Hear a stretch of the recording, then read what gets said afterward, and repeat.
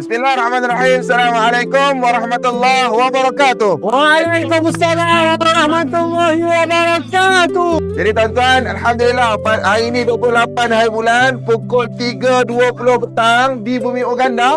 Kita dah selesaikan apa Ustaz? Menyelesaikan semua korban akikah. Jadi kita dah selesaikan 107 ekor lembu, 104 ekor kambing. Jadi kita nak ucapkan ribuan terima kasih kepada seluruh penyumbang Al-Azhar Camp ataupun yang telah menyertai program korban dan akikah untuk tahun ni.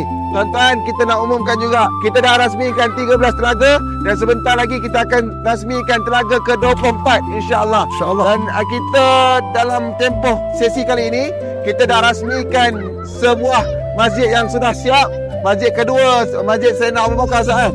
Dan yang ketiga apa Ustaz? Masjid Jamaah Brunei. Masjid yang ketiga Al-Azhar Camp sedang dibina. Dan yang keempat, kita dah pecah tanah ke masjid yang keempat apa Ustaz? Di mana? Masjid Al-Hamid. Masjid Al-Hamid. Jadi tuan-tuan, kita ucapkan ribuan terima kasih.